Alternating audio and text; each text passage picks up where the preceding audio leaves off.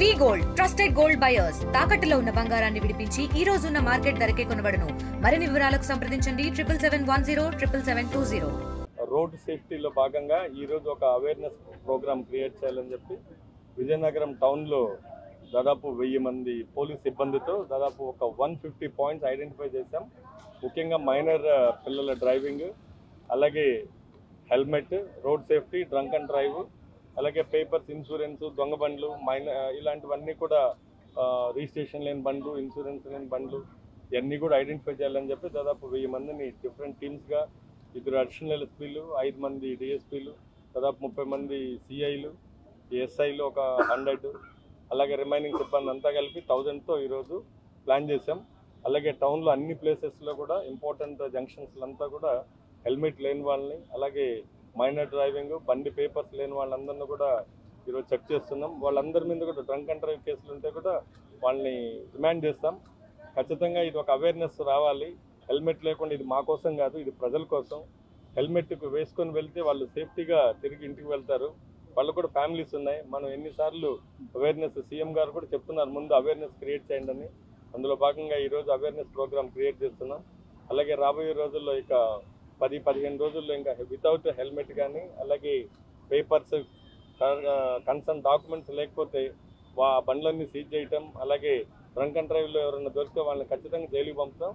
Last ఒక 15 రోజుల నుంచి కూడా దాదాపు ఒక 50 మందిని మనం డ్రంక్ అండ్ డ్రైవ్ కేసుల్లో జైలుకి పంపించడం జరిగింది. 10 రోజులు, 15 రోజులు, అలాగా వారం రోజులు, 3 రోజులు, అలాగా దాదాపు 50 మందిని మనం జైలుకి పంపించడం జరిగింది. ప్రజలు ఇప్పటికైనా డ్రంక్ అండ్ డ్రైవ్ చేసి వాళ్ళ ప్రాణాలు తీసుకోవడమే కాకుండా ఎదురుగా వస్తున్నటువంటి అమాయకుల ప్రాణాలు తీసేటువంటి ఆ పరిస్థితులు క్రియేట్ చేస్తున్నారు.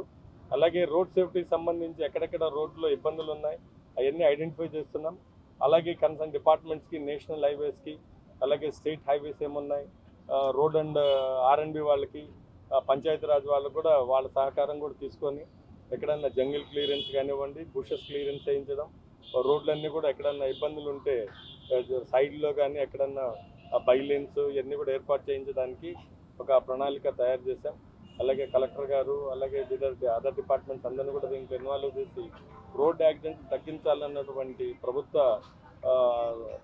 వాళ్ళ యొక్క ఆలోచనకు అనుగుణంగా ఈ యొక్క రోడ్ సేఫ్టీని ఈరోజు నిర్వహించడం జరిగింది. ఈరోజు విజయనగరం టౌన్ మొత్తం దాదాపు 4 నుంచి 9 గంటల వరకు ఈ యొక్క రోడ్ చెకింగ్స్ అన్నీ కూడా జరుగుతాయి.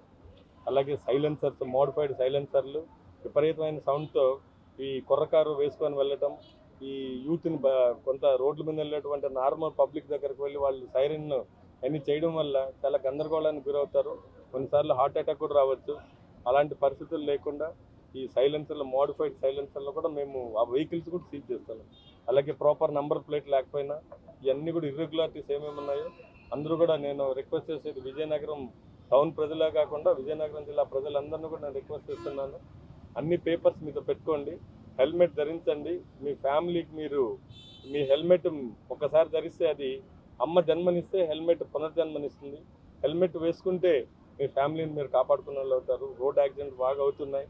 మనది తప్పలేకపోయినా ఎదురు వాళ్ళు కూడా మన మీద హిట్ చేసే అవకాశం ఉంటుంది. పొరపాటున ఏదైనా జరిగినా కూడా హెల్మెట్ ఉండడం వల్ల ప్రాణాలు చిన్న చిన్న గాయాలతో బయటపడతారు.